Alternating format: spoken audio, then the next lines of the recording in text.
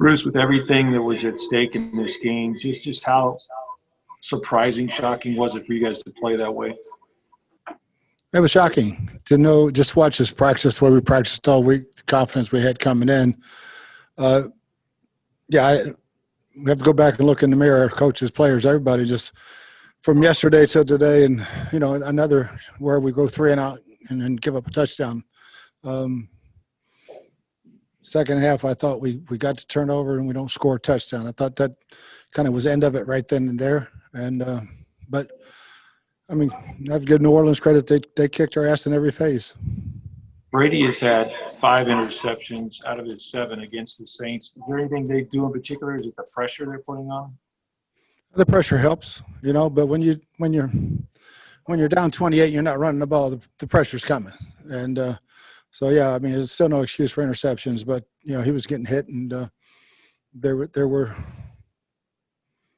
It's definitely not on him. Next question will come from Jenna Lee.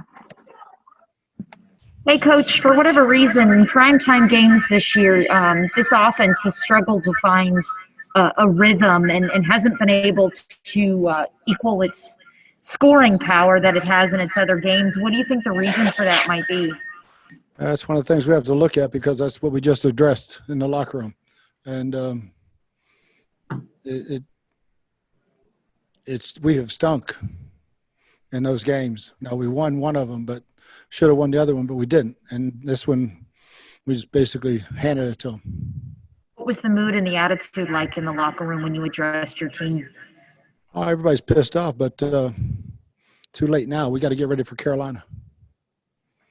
Next question will come from Greg Allman. Bruce, there's such a slim margin for error right now, going from a division lead to being on the brink of not making the playoffs. How important is it that this not carry over to next week? It can't carry over to Wednesday. I mean, it has to be gone by Monday and hit the practice field ready for Carolina. Thanks, Bruce.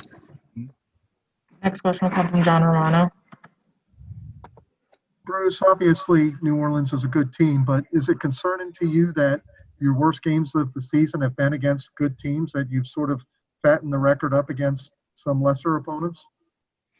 Yeah, I think that's how you're usually judged. We were pretty good against Green Bay and we're really poor against New Orleans. Next question will come from Scott Reynolds. Bruce, what was the line of thinking in keeping Tom Brady in the game so late when it was completely out of reach and allowing your 43-year-old quarterback to get hit repeatedly? Just get points on the board. He's the quarterback.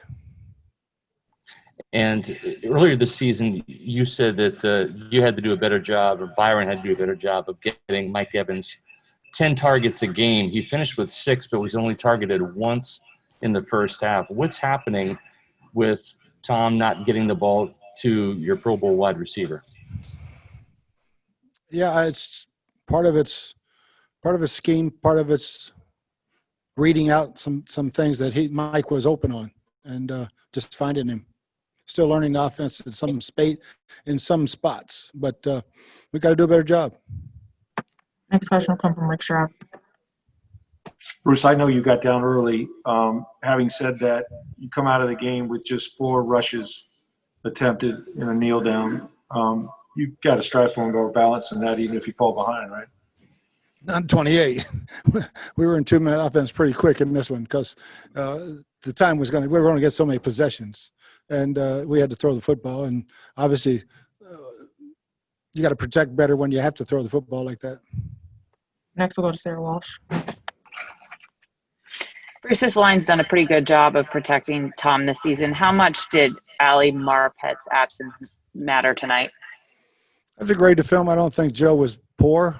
I think the fact that it was a known passing situation every play, and they were bringing 5, and everybody had a single block. So it's the type of situation you never want to put your quarterback in that we put him in. Next, we'll go to Greg Allman.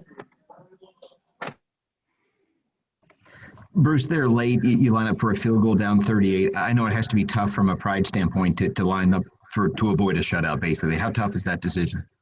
It wasn't too tough. It was like 4th and 20. So we needed to get some points for sure. And had it been a 4th and manageable, 10 or less, we probably would have gone for it. Next, we'll go to Casey Hudson. Hey, Coach, when you take a game like this back to the drawing board, what do you prioritize to clean up to head into the game versus the Panthers? Everything, offense, defense, special teams. And, they ran the ball on us, and we're not used to seeing that versus anybody. But same thing offensively, falling behind, turning the ball over. The field position game was terrible again in the first half. Next, we'll go to Scott Reynolds. Bruce, you have to get pressure on Drew Brees to beat him, and that was certainly hard to come by tonight. At halftime, Sean Payton told NBC that he was surprised that you were playing so much zone coverage and almost prevent defense. Why wasn't there more blitzes called to try to affect Brees and playing more, say, press man? That was the game plan today, was to try to play more and more zone and get our front four home. Thank you. Next, we'll go to Jenna Lane. Hey, Coach, there were a few instances of this in the game. One was on a pass intended for Scotty Miller, a deep pass, and then another one was on a pass intended for Antonio Brown that was intercepted. It looked like both of those times, there was a third time as well, but I can't remember which receiver it was. It looked like the receiver possibly stopped their route instead of continuing to go. Was there some miscommunication on that, or is that something you're going to have to go back and watch on the film? I had to go back and watch on the film because some routes adjust different ways. And, Tom and the receivers might not have read it the same. So we'll just have to look at the film. And last question will come from JP Peterson. Coach, how concerned are you about losing both lines of scrimmage tonight, and how much of that is the loss of Vita Vea and Marpet?